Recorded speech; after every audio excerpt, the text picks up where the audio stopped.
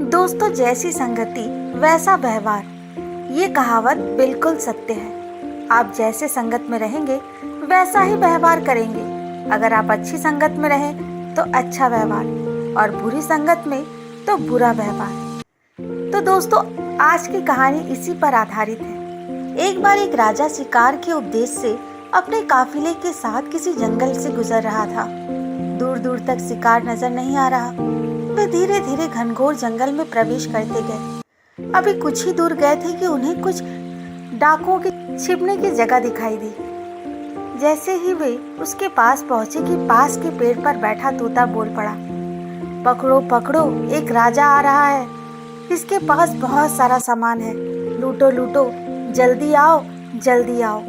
तोते की आवाज सुनकर सभी डाकू राजा की ओर दौड़ पड़े।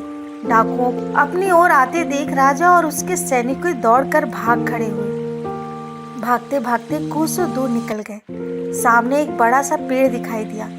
कुछ देर सुस्ताने के लिए उस पेड़ के पास चले गए।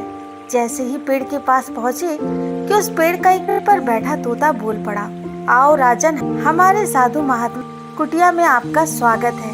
अंदर आइए, पानी पीजिए और विश्राम कीजिए। तोते की इस बात को सुनकर राजा हैरान में पड़ गया और सोचने लगा कि एक ही जाति के दो प्राणी का व्यवहार इतना अलग अलग कैसे हो सकता है। राजा को कुछ समझ नहीं आ रहा था।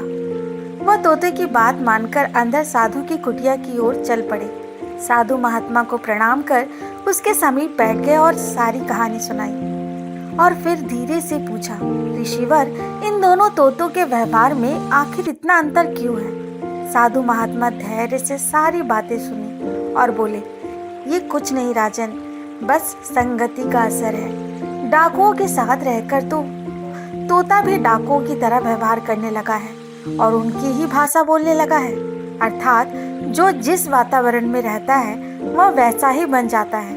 कहने का तात्पर्य यह है, मूर्ख भी विद्वानों के साथ रहकर विद्वान बन जाता है और अगर विद्वान भी मूर्खों के संगत में रहता है उनके अंदर भी मूर्खता आ जाती है। इसलिए हमें संगति सोच समझकर करनी चाहिए। तो दोस्तों आज की ये प्रेरणादायक कहानी कैसी लगी कमेंट बॉक्स में ज़रूर बताएं और हाँ, मेरे चैनल को लाइक शेयर सब्सक्राइब करना ना भूलें। धन्यवाद।